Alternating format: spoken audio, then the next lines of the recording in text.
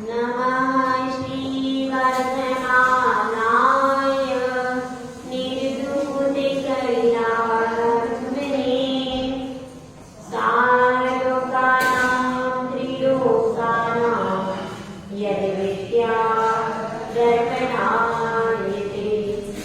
पंचपरमेश्वर भगवान की जय।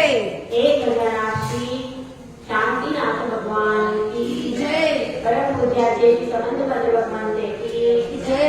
आद्य श्री सावित्री महाराज की जय। आद्य श्री मालिक महाराज की जय। आद्य श्री विमल साहु महाराज की जय। आद्य श्री सम्राट जनती साहु महाराज की जय। आद्य सुंदर साहु महाराज की जय। इन दोनों करोगे राज्यों की जय। भगवान माता की जय। जय बोलो 105 सुनैमती माता जी की जय। हारिका संघ की जय। यह धर्म, यह गौरवमयी धर्म जो कि करोड़ों भव के पुण्य के बदौलत हमको आज मिला। यह धर्म कैसे मिला है? बहुत सारे पुण्य का फल मिला है कि आज हमें धर्म करने के लिए मिला।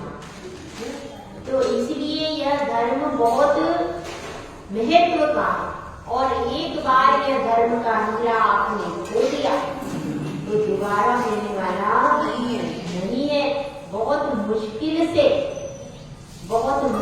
से राह पर आए हैं, अब भटक गए तो पता नहीं कहाँ हो। तो इसलिए समझना है इस जीव का सबसे बड़ा साथी कौन है? कौन है भाई? धर्म सबसे बड़ा साथी, सबसे बड़ा गुरु, सबसे बड़ा देव। अगर किसी का आगे कोई है तो कौन है? धर्म। धर्म ही है। और यदि आपके साथ धर्म है तो माता पिता न रहे तो कोई बात नहीं, और परिवार के सदस्य भी न रहे तो कोई बात नहीं है। लेकिन अगर धर्म छूट जाएगा तो सब कुछ मिलने के बाद भी कुछ भी नहीं रहेगा। क्योंकि अंत समय में जब हमारी मृत्यु होती है तो माता पिता परिवार साथ में नहीं जाते, धन संपत्ति साथ में नहीं जाती है। जो हमने धर्म किया है वही हमारे साथ में जाता है। इसलिए कभी भी धर्म को नहीं छोड़ना चाहिए। इस बारे में एक छोटा सा भजन है। धर्म ही सच्चा साथी है, जैसे दीपक बाती है। धर्म ही सच्चा साथी है, जैसे दीपक बाती है। छूटे ना धर्म शरण महात्मा,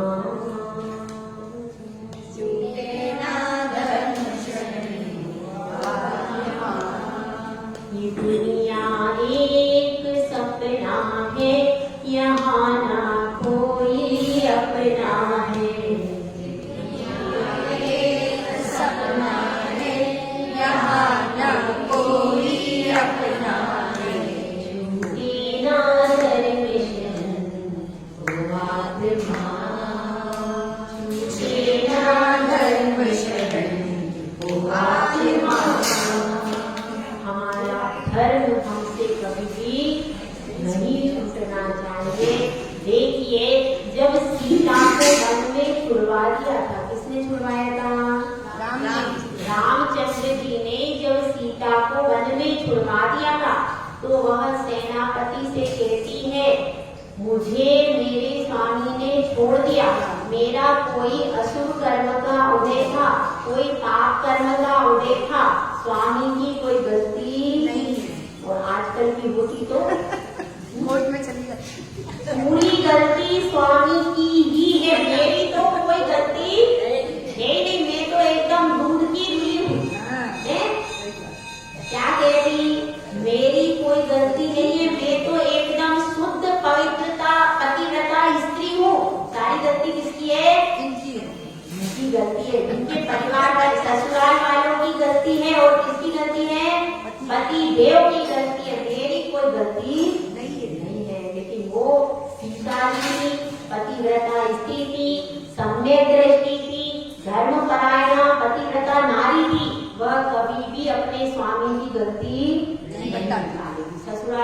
की गलती नहीं बताती। नहीं बताई।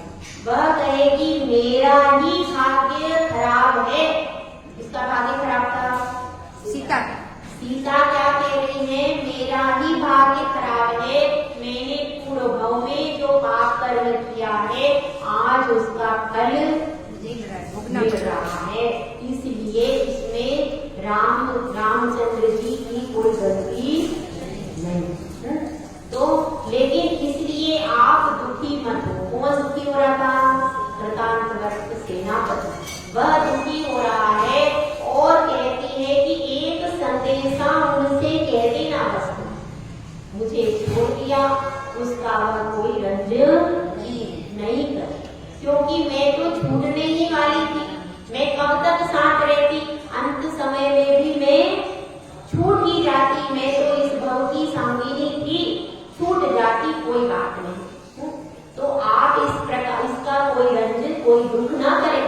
लेकिन देखिए, मुझे छोड़ दिया, कोई बात नहीं, कुछ भी नहीं बिगड़ा, लेकिन आप कभी किसी के कहने से धर्म को मत छोड़ो। आपने किसी के कहने से मुझे छोड़ दिया, कोई बात नहीं, मैं तो वैसे भी छूटती। मृत्यु के समय सब अकेले जाना, जाए अकेला हंस संग में कोई ना परमारे, तो मैं तो वैसे भी छूट जाती, कोई बात नहीं। लेकिन अगर आपने धर्म को किसी के कहने से छोड़ दिया तो भैया धर्म फिर दोबारा मिलने वाला नहीं है। इसीलिए धर्म को कभी भी छोड़ना नहीं है, यह समझा है। इसी बात को आगे की कारिका में आचार्य समंत नंद स्वामी बताता है। गाथा नंबर है 29। 29 स्वापि देवोऽपि देवः स्वाजायते धर्म किल्बिषात् कापि नाम भवेदन्या सम्पद्धर्माचरीणाम्।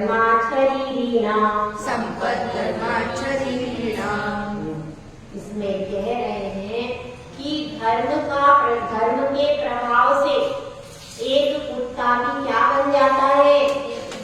देव बन जाता है। और अधर्म के प्रभाव से क्या होता है? देव भी कुत्ते की पर्याय में चला जाता है। इसीलिए हमको धर्म कभी भी छोड़ना नहीं चाहिए। और यहाँ पर धर्म किसको कहा गया है? सच्ची श्रद्धा को, सम्यक दर्शन को यहाँ पर धर्म कहा गया है। क्योंकि धर्म वही है जो संसार समुद्र से हमको बाहर निकाले, जो संसार समुद्र में डोलायमान करे, वह धर्म नहीं है। तो सम्यक दर्शन को, सच्ची भगवान के प्रति श्रद्धा कैसी होना चाहिए? अटूट श्रद्धा। कैसा भी संकट आए तब फिर भी धर्म को छोड़ना नहीं चाहिए। इसलिए ठीक है।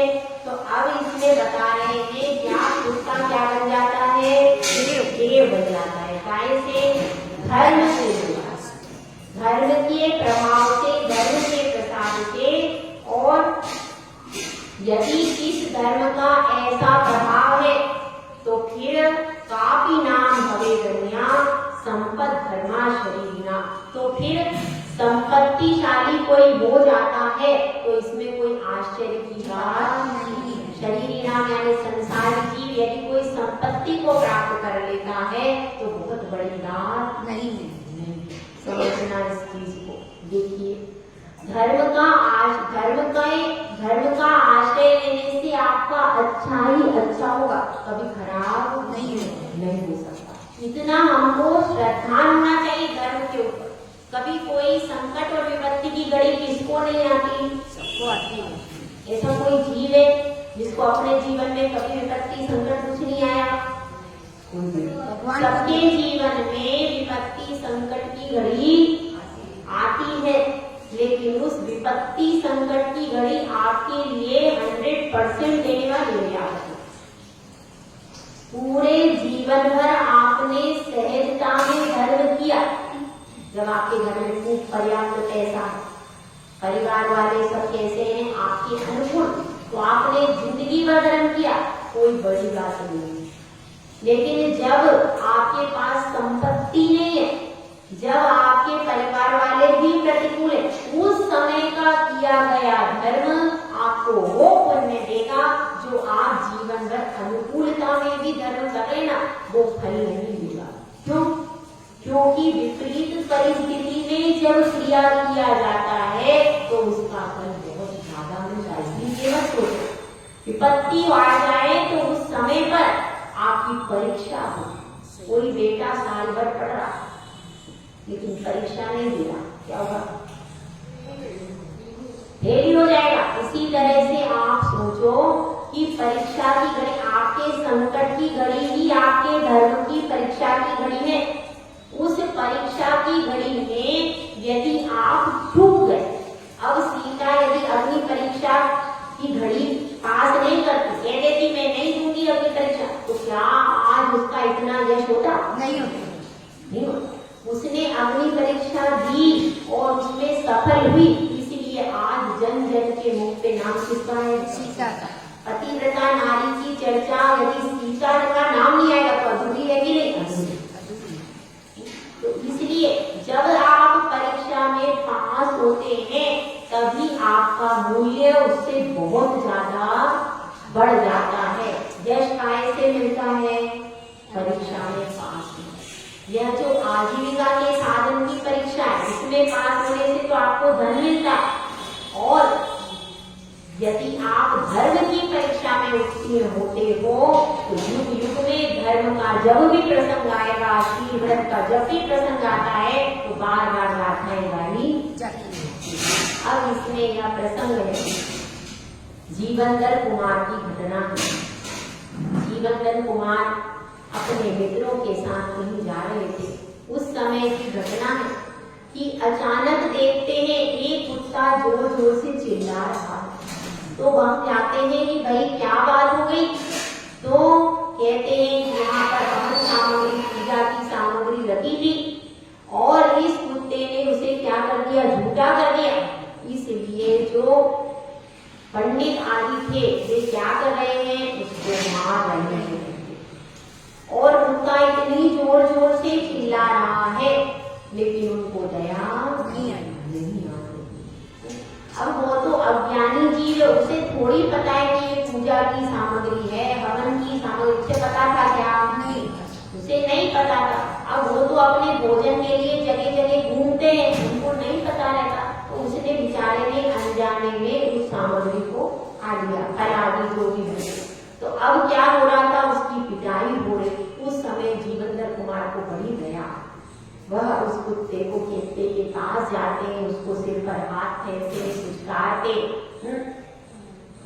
और सोचते हैं कि अब ये इसके प्राण कैसे बचेंगे। और सब लोगों को फटकार लगाते कि भाई अब आप लोग इसको मत मारो, इसके प्राण निकल जाएंगे। सामग्री तो बाजार से भूलगले दूसरी भी आ जाएगी और अब उसका क्या किया जा सकता है? क्योंकि ये तो अज्ञानी जीव है, यह नहीं जानता कौन सी सामग्री पूजा की है। यदि इसको ज्ञान होता तो ये वास्तव में पूजा की सामग्री दूषित नहीं करता। लेकिन अब यह अज्ञानी जीव है, इसको पता नहीं था कि यह सब पूजा की सामग्री है, तो इसने झूठी कर दी। अब वो पूजा की सामग्री तो तुम्हारा पवित्र हो सकती है क्या? नहीं हो सकती। पूजा की सामग्री तो दूसरी बाजार से लानी पड़ेगी। तो अब इसको मारने से क्या फायदा? तो इसीलिए इसको छोड़ दो। तो सब लोगों ने फिर उसको छोड़ दिया। तो फिर जीवनधर कुमार कहते हैं कि भाई अब इसको क्या करें? यह तो ऐसा हो रहा है कि इसका लहूलुहान हो गया पूरा। अब इसको कैसे बचाएं? तो अस्पताल जाने लायक भी नहीं बचाए तो अस्पताल में भी ले जाए इतनी भी नहीं, क्योंकि बहुत जोर जोर से कुत्ता सांस ले रहा, पूरा शरीर उसका मारने से लहूलुहान हो गया, इतना उसको पीटा। तो बेचारा बड़े जोर जोर से सांस ले रहा है। अब जीवनधर कुमार सोचते हैं भाई इसके तो कभी भी प्राण निकल सकते। अब तो इसको अगर कोई स्थिति बीच की होती तो अस्पताल आदि ले जाकर इसका कुछ उपचार करा देते, लेकिन इसका तो पूरा शरीर लहूलुहान हो गया है और बार बार जोर जोर से सांस ले रहा है, धड़कन बड़ी जोर जोर से धड़क रही। अब ऐसे समय में क्या किया जाए? तो इसको नमो का मंत्र सुना देते हैं। तो वह बड़ी बड़ी शांति से उसको नमो अरिहंताणम, नमो सिद्धाणम, नमो मायाणम, नमो वज्रायणम, नमो योगेश्वराय। सब उसको 9 बार नमोकार मंत्र का स्मरण कराते और 9 बार नमोकार मंत्र सुनता है, उसके परिणाम थोड़े से शांत हो जाते और वो कान लगा के सुनने लगते। बड़े मधुर कंठ से उसको नमोकार मंत्र सुना रहे थे जीवनधर कुमार। कौन थे? मोक्षगामी जीवनधर कुमार। तो जीवनधर कुमार के मधुर कंठ से नमोकार मंत्र की स्वर लहरी सुन करके वह मंत्र मुग्ध हो जाता है। उसको ये नहीं कि मेरे शरीर में वेदना हो रही, नमोकार मंत्र अच्छा है। और उसको कुछ भी नहीं मालूम था धर्म क्या है, भगवान क्या होते हैं। सिर्फ उस नमोकार मंत्र को ध्यान से सुना उसने। क्या किया? ध्यान से सुना, ध्यान से बस सुन लिया और सुनते उसमें मंत्र मतलब उसमें तल्लीन हो गया। हाँ, एकाग्रता हो गई, उसको तल्लीनता हो गई और फिर उसके प्राण निकल गए। जैसे प्राण निकले तो नमोकार मंत्र जो उसने एकाग्रता से सुना था और अंत समय में परिणाम शांत कर लिए थे, संक्लेश रूप परिणाम, रौद्र ध्यान रूप एकदम शांत परिणाम, शांत भाव से उसने नमोकार मंत्र सुन लिया तो वह कुत्ता मरकर सुदर्शन यक्ष बन। भवनवासी में क्यों गया? क्योंकि उसको सम्यक दर्शन की प्राप्ति नहीं हुई। ये किसका भेद है? यक्ष व्यंतर का भेद है। व्यंतरा किन्नर किम पुरुष मौरव यक्ष राक्षस पिशाच। तो ये यक्ष भेद है व्यंतर जाति के देवों का, तो वह सुदर्शन यक्ष बन गया। अब जैसे ही वह अपने स्थान पर पहुंचा जहाँ पर यक्षों के भवन कहाँ पर है बताओ, कहाँ पर भवन है? अधोलोक में। मैंने बताया था ना, हर भाग और पंख भाग पहले बताया था मैंने, 6 डाला में बताया था। 6 डाला में पूरा वर्णन कर चुकी हूँ। हर भाग और पंख भाग में उनमें भवन है उनके व्यंतरों के। तो उनमें वह रहता था, अपने भवनों में चला गया और जब जैसे भवन में उसको पता चला मैं कैसे यहाँ पर आया, तो उसको पूर्व का स्मरण आ गया। जैसे ही उसको पूर्व का स्मरण हुआ वह अपने जिनालय में गया, क्योंकि उनके सबके सेपरेट होते हैं जिनाल चैत्यालय, सेपरेट जो उनका आकत्रित चैत्यालय है वहां पर। तो आकत्रित चैत्यालय में भगवान की भक्ति की और सम्यक दर्शन को प्राप्त कर लिया उसने। और फिर उसको स्मरण आया कि मुझको जीवनधर स्वामी को जाकर धन्यवाद देना चाहिए, जिनके प्रसाद से मैं कुत्ते की पर्याय नित्य पर्याय से अब मैं देव बन गए। तो वह फिर जीवनधर स्वामी के पास में जाते। जीवनधर स्वामी उस समय एकांत स्थान पर किसी पर थे, तो उनके पास जाकर के उनको प्रणाम नमस्कार करता है और कहता है कि आपकी बहुत कृपा है और अब आपकी जो भी इच्छा हो मैं पूरी करूंगा, मुझे बता दीजिए। तो जीवनधर स्वामी कहते हैं कि अभी तो ऐसी कोई विपरीत परिस्थिति नहीं है, जब कोई विपरीत परिस्थिति होगी तो मैं तुम्हें याद करूंगा। ऐसा कहकर कह देते हैं और वे अपने स्थान पर दर्शन करके चला जाता। अब देखिए वह सुदर्शन यक्ष ने कैसी सहायता की जीवनधर कुमार की कि काष्ठांगार ने जीवनधर कुमार को मृत्युदंड दे दिया, सूली पर ले गए। अब उसको जीवनधर कुमार को स्मरण हुआ कि अब तो सूली पर चढ़ा देंगे, तो तुरंत जैसे एक तरफ बलिक आगे आगे चल रहा है, हाथ में क्या है? तलवार है, पीछे पीछे जीवनधर कुमार जा रहे हैं। और जीवनधर कुमार ने तुरंत यक्ष का स्मरण किया। यक्ष ने सारी परिस्थिति देखी और उनको लेके चला गया वहां से लेके उड़ गया। अब क्या हुआ? अब सब लोग, अब बलिक ने पीछे देखा, अरे नहीं वो तो कि अगर मैं राजा को ये दूंगा कि जीवेंद्र कुमार मैंने नहीं तो मेरे को ढूंढने के लिए भेजेंगे, तो उसने ढूंढ भी लिया उसने बलिक में, पर उसको कहीं भी नहीं। अब वो बहुत घबरा गया, जब मेरी तो नौकरी भी गई और उसने परेशानी में क्या कह दिया, मैंने बदल कर दिया। ऐसा कह करके वो आगे बढ़ गया। उन्होंने सोचा चलो वो तो मर गया, अब टेंशन खत्म। लेकिन वो तो यक्ष उसको सुरक्षित स्थान पर ले जाकर छोड़ दिया ऐसी। तो देखिए केवल 9 बार नमोकार मंत्र सुनाया, उसके प्रताप से उनकी प्राण बचेगी नहीं। अगर अपन एक जीव के प्राण बचाते हैं, वह जीव भी हमारे लिए आज नहीं तो कल जरूर उपकार करता है, हमारे भी प्राणों की रक्षा होती है।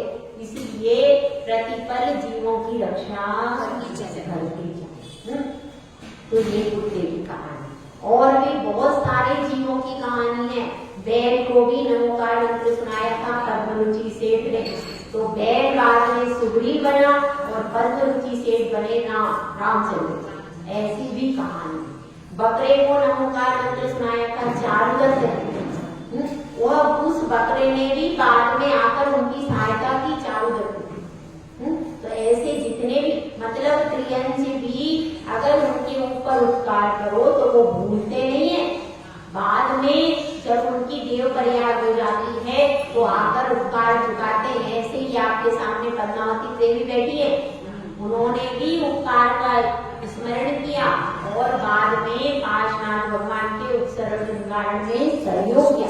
तो ये सोचो मानव तो बहुत गिरा हुआ, त्रियंश जाति के जीवों का आप उपकार कर दोगे तो वह उसको स्मरण करेंगे और आगे आपकी सहायता करेंगे। मनुष्य का कोई भरोसा नहीं है।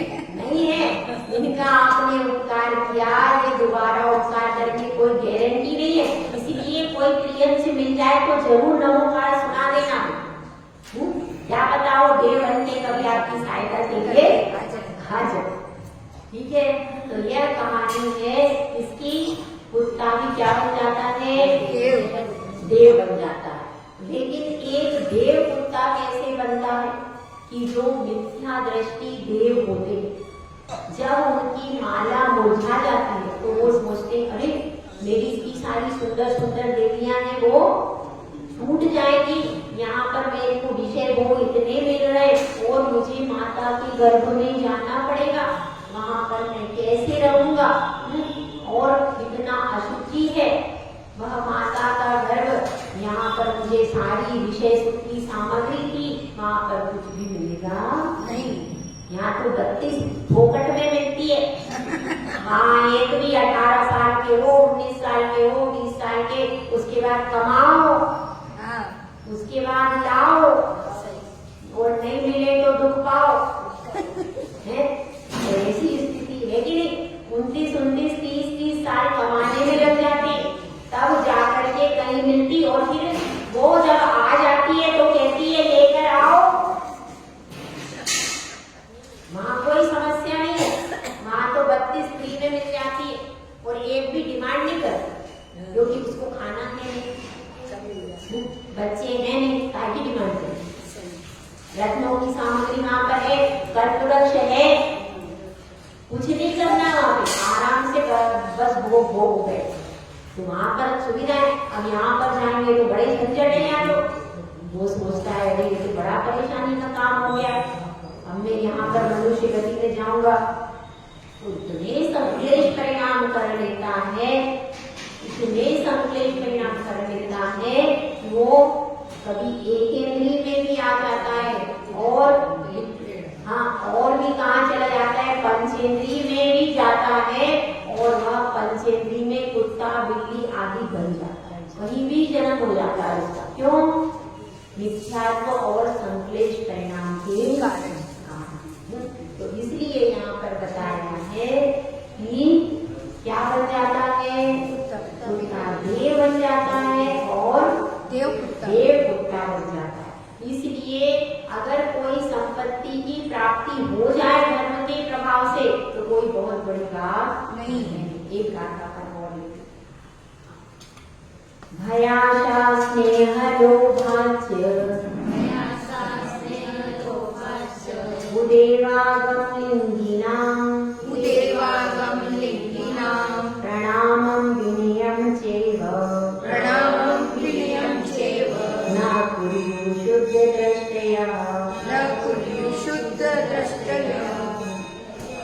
इसमें यह बताया गया है कि एक सच्चा सम्यक दृष्टि जीव भय से, आशा से और लोभ के वशीभूत होकर उदेवागम लिंगिना, उदेव यानी खोटे देव को, खोटे शास्त्र को और खोटे गुरु को क्या करता है?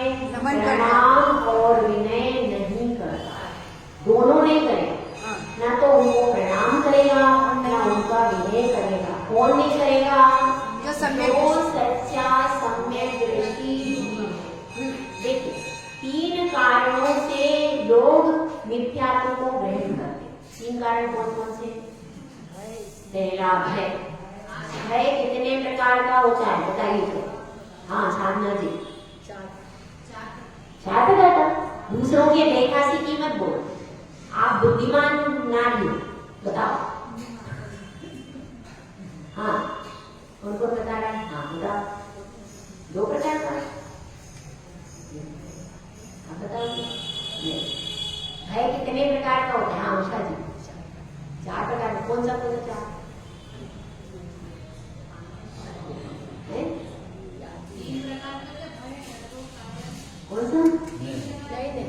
3 प्रकार का कौन है?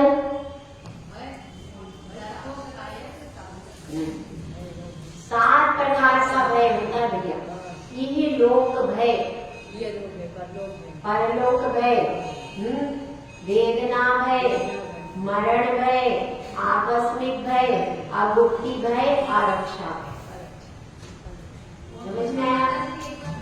इहलोक भय, परलोक भय, वेदना वेदना भय, मरण भय,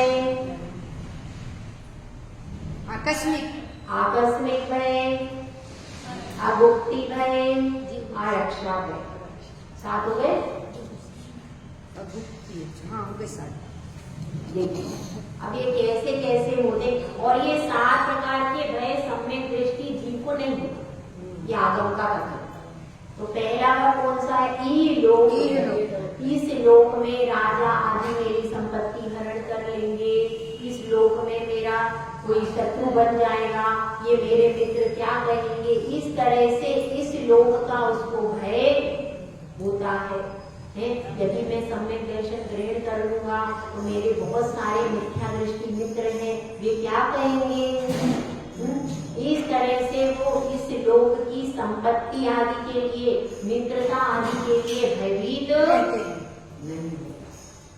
वो क्या हो गया? फिर क्या है? परलोक। परलोक में मुझे संपत्ति मिलेगी कि नहीं, ऐश्वर्य मिलेगा कि नहीं, और मुझे सामग्री मिलेगी कि नहीं? क्योंकि सम्यक दृष्टि तो जानता है कि जो सम्यक दृष्टि जीव होता है वह नियम से, अगर सम्यक दर्शन के साथ और समाधि पूर्वक मरण करता है, केवल सम्यक दृष्टि जीव, तो उसका क्या होता है? समाधि पूर्वक मरण करने के कारण नियम से देवगति में ही जाता है। तो इसलिए उसको कोई भय नहीं होता कि मेरा परलोक में क्या होगा, मेरे को देवगति मिलेगी कि नहीं, मैं कहीं नरक में तो नहीं चला जाऊंगा, मैं त्रियम से मैं तो, ऐसे उसको भय, इसलिए उसको परलोक का भी भय नहीं होता।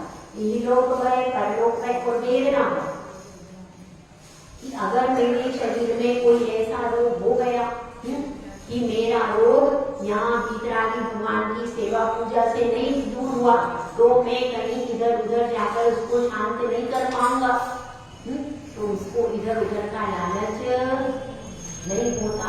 शरीर में वेदना भी होती है तो भी वह भेद ज्ञान करता है। क्या भेद ज्ञान करेगा? ये शरीर मेरा नहीं है। इस शरीर की वेदना में मैं अपनी आत्मा को वेदना क्यों दूं? क्योंकि ये शरीर तो अनादिकाल से अनंत बदल लिए। इसलिए वह सम्यक दृष्टि जीव शरीर की वेदना में, पुत्र के वियोग में, इन सब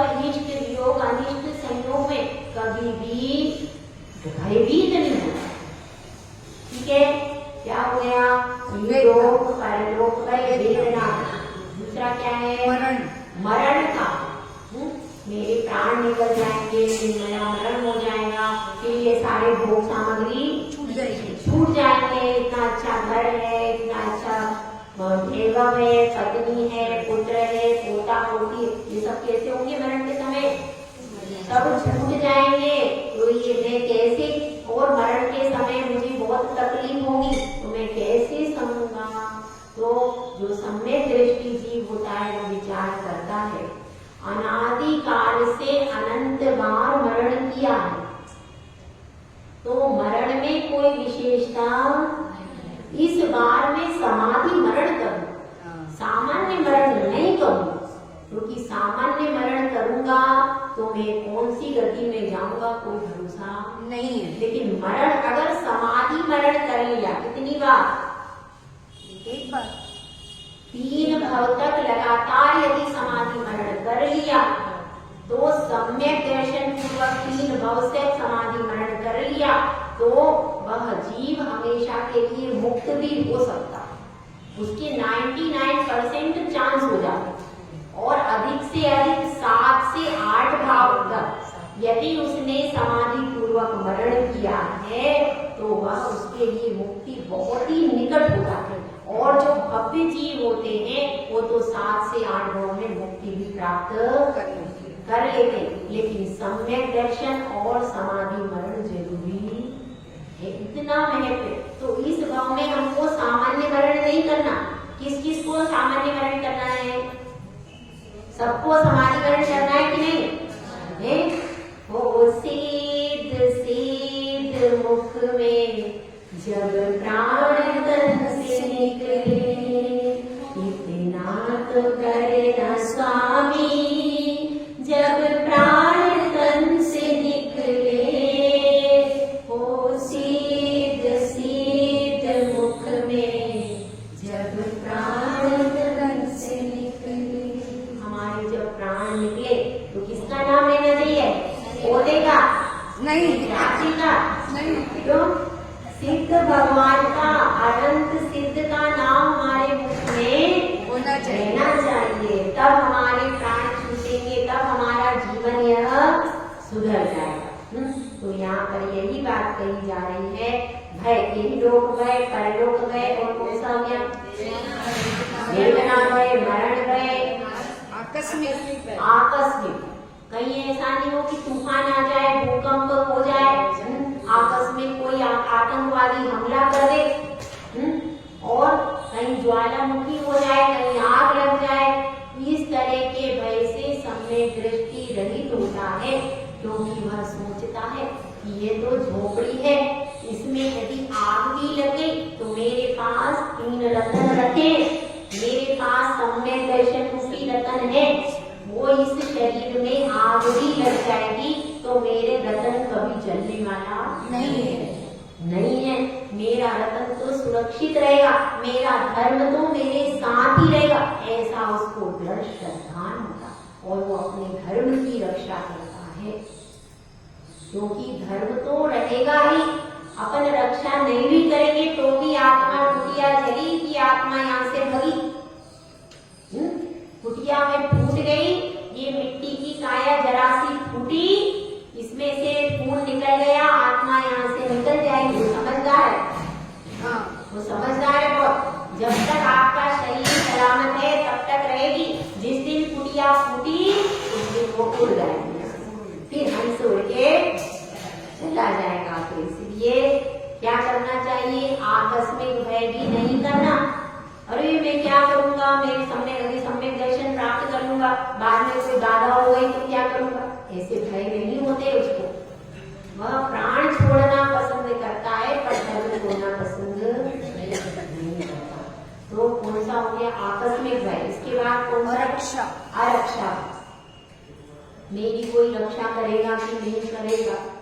मेरा घर है, मेरे परिवार है, कोई लुटेरे आ नहीं जाए, कोई मेरी संपत्ति को लूट करके ना ले जाए, चोर नहीं आ जाए, डकैत नहीं आ जाए, कोई मुझे बाधा पहुंचाने वाला नहीं आ जाए। प्रति समय रक्षा का भय रहता है। मेरे पास बहुत सारा सोना है, किसके पास? मेरे पास नहीं है कुछ, श्रावक को भी परेशान कर दो।